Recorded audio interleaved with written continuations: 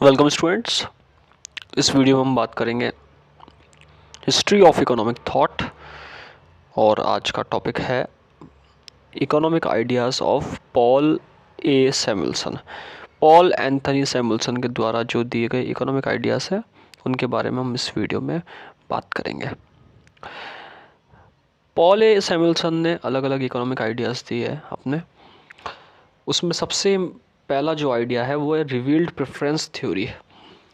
Revealed preference theory basically अगर पहले इसके मीनिंग पे फोकस करें तो रिवील्ड प्रेफरेंस का मतलब होता है कि किस तरीके से प्रेफरेंस को शो करना किसी भी चीज़ को लेकर। अब इन्होंने कंज्यूमर के व्यू पॉइंट से बताया है, तो यहाँ पे कंज्यूमर किस तरीके से प्रेफरेंस देता है मार्केट में कमोडिटी को अलग अलग कॉम्बिनेशंस के बेसिस पे, उस चीज़ को इन्होंने अपनी थ्योरी में बताया है। रिबिल्ड प्रेफरेंस थ्योरी जो प्रोफेसर सैमुअल्सन के द्वारा दी गई है।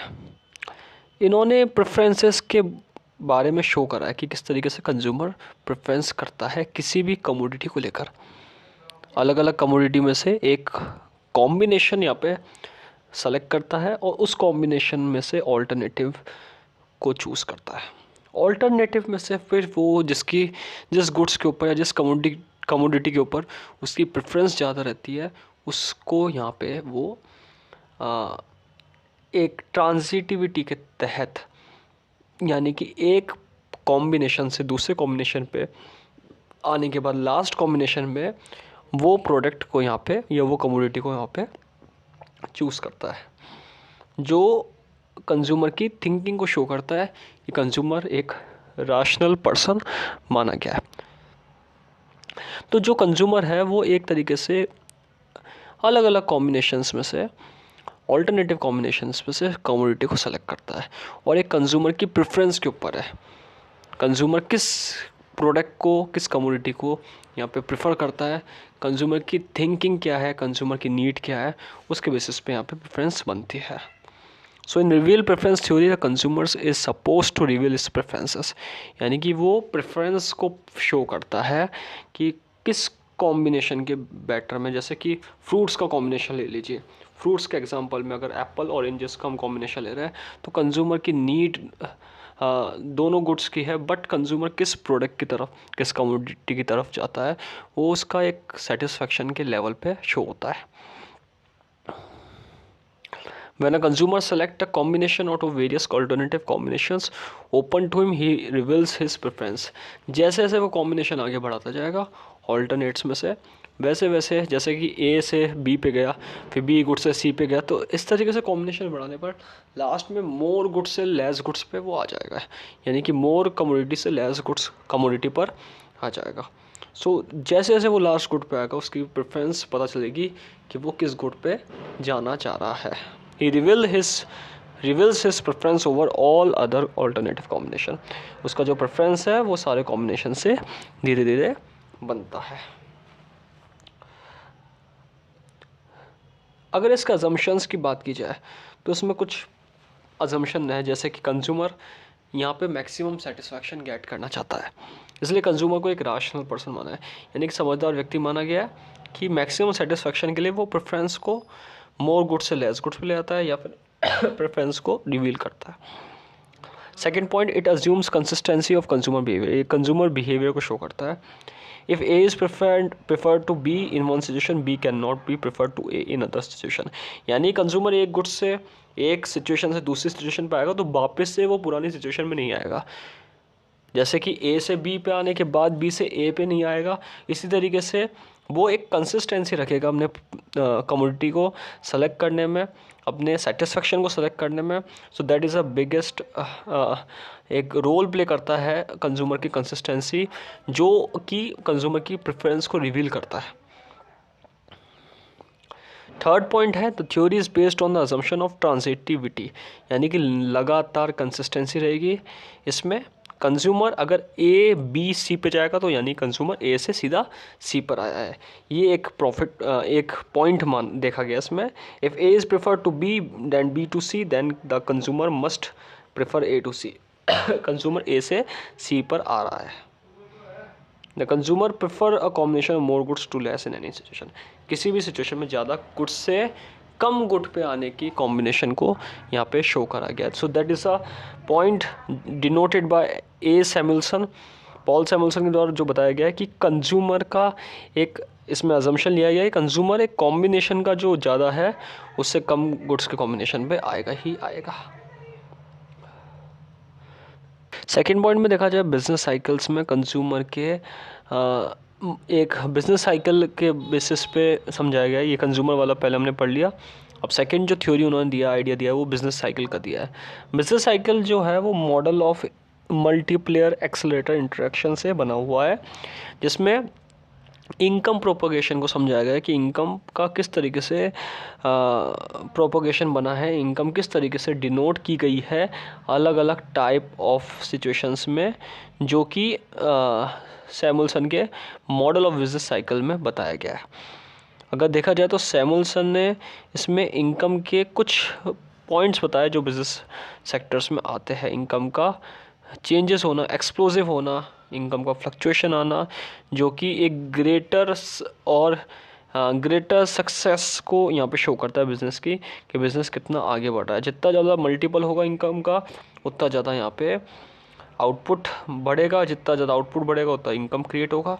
तो इस बेसिस पे इन्होंने समझाने की कोशिश की है कि कैसे इनकम का इनिशियल इक्विलिब्रियम से न्यू इक्विलिब्रियम बनता है, किस तरीके से आउटपुट ज़्यादा बढ़ने से इनकम का मल्टीप्लेयर होता है और वही चीज़ यहाँ पे इन्होंने समझाई है।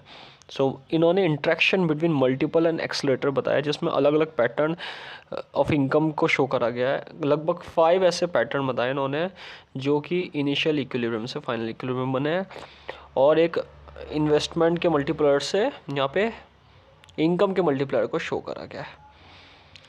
So Samuelson has developed model of multiple accelerator interaction to explain the process of income propagation and also the different types of cyclical fluctuation। किस तरीके से इनकम अपवर्ड जाती है, किस तरीके से इनकम का स्लाइड वेट ट्रेंड आता है, यानी कि इनकम स्थिर रहती है, स्टेबल रहती है, किस तरीके से इनकम का डाउनवर्ड ट्रेंड आता है, वो उस चीज़ को यहाँ पे समझाने की इन्होंने कोशिश करी है।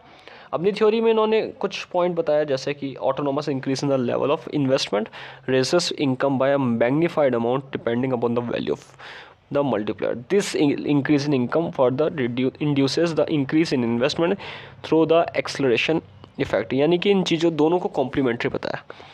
अगर इनकी थ्योरी में देखा जाए तो इनकम इन्वेस्टमेंट दोनों कॉम्प्लीमेंट्री है, डिपेंडेंट है। जैसे जैसे इंक्रीज होगा इन्वेस्टमेंट वैसे वैसे इनकम बढ़ेगा, और जो इनकम आएगा वो इन्वेस्टमेंट के मल्टीप्लायर को शो करेगा कि कितना रिटर्न दिया है इन्वेस्टमेंट ने आपकी इनकम के फॉर्म में एक बिज़नेस को, और कितना उससे मोटिवेट होकर, कितना इंस्पायर होकर बिजनेसमैन उस इनकम को यहाँ पे वापस से इन्वेस्टमेंट में लगाएगा, जिससे उसका एक्सेलरेशन मेंटेन रहे, यानी कि उसकी स्पीड बनी रहे इनकम क्रिएट करने की। सो दैट इज़ एक पॉइंट बताया इन्होंने कि किस तरीके से एक्सेलरेशन होता है इनकम का बिजनेस साइकिल में। बताया है कि इन्वेस्टमेंट के द्वारा किस तरीके से इनकम मल्टीप्लायर होती है।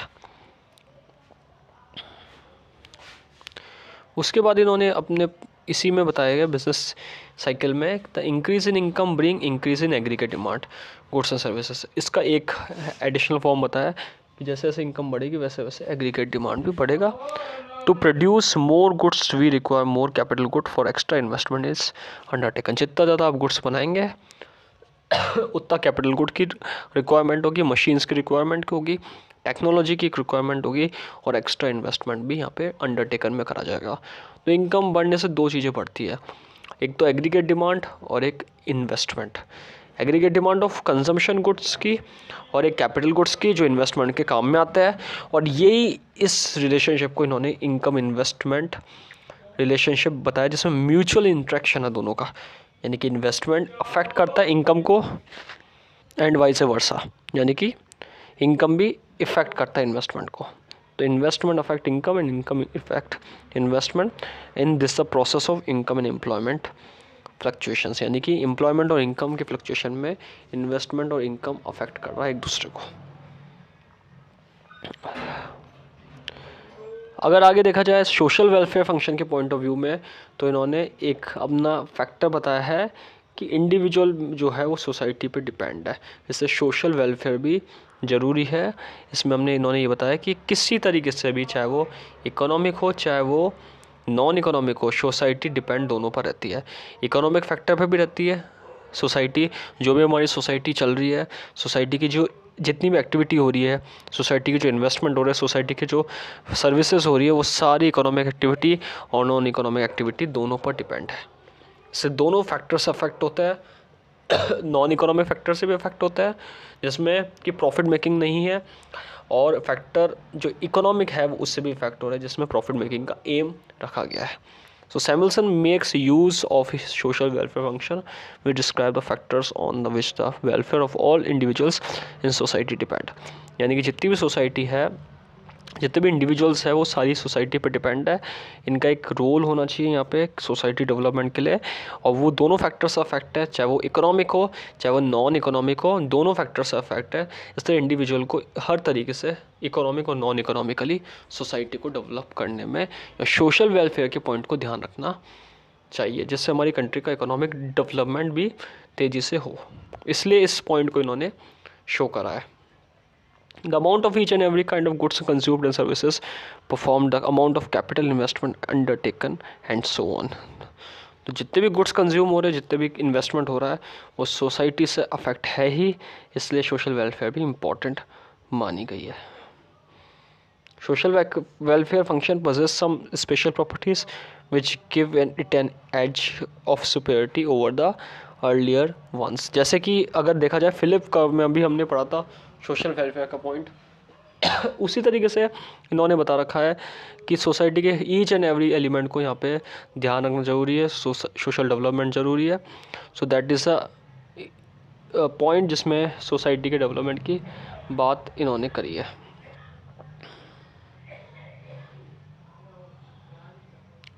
उसके बाद सैमुअलसन ने यूटिलिटी पॉसिबिलिटी अप्रोच के बारे में बात की है। यूटिलिटी पॉसिबल अप्रोच जो है वो एक इंडिफरेंसेस कर्व के बेसिस पे इन्होंने बताया है, जिसमें सोशल वेलफेयर फंक्शन के बारे में इन्होंने बताया कि इंडिफरेंस कर्व एनालिसिस में जितना ज़्यादा अच्छा कॉम्बिनेशन होगा, जितना हाई कॉम्बिनेशन होगा, वो हायर एग्रीगेट सोशल वेलफेयर को शो करेगा। तो एक इंडिफरेंस कर्व अगर देखा जाए तो इंडिफरेंस मैप जिसमें बनता है, उसमें हायर इंडिफरेंस कर्व जो होता है वो हायर पॉसिबिलिटी ऑफ सेटिस्फेक्शन को शो करता है। इसी तरीके से सैमुअलसन की यूटिलिटी पॉसिबिलिटी अप्रोच भी सोशल वेलफेयर के को शो कर रहा है। Family of social indifference curve, family of indifference curve के बेसिस पे इन्होंने सोशल वेलफेयर के हाईएस्ट और हायर पॉसिबिलिटी ऑफ सेटिस्फेक्शन को शो करा है। So it was given by Samuelson, it consist of representing the social welfare function by a family of social indifferences curve. Social indifferences curve के basis पे social family को समझाया है इन्होंने। Social indifference curve show the utility of combination that result in equal level of social welfare. Higher the curve the greater is aggregate social welfare. जितना ज़्यादा high curve है उतना हायर सेटिस्फेक्शन को इन्होंने शो करा है। इन्फ्लेशन के बारे में भी सैमुअलसन ने बात की है। प्रॉब्लम ऑफ इन्फ्लेशन के बारे में इन्होंने पॉइंट रखा है। इन्फ्लेशन जब कब होता है, whenever the sum of consumption, investment and government expenditure exceed the full employment capacity of production.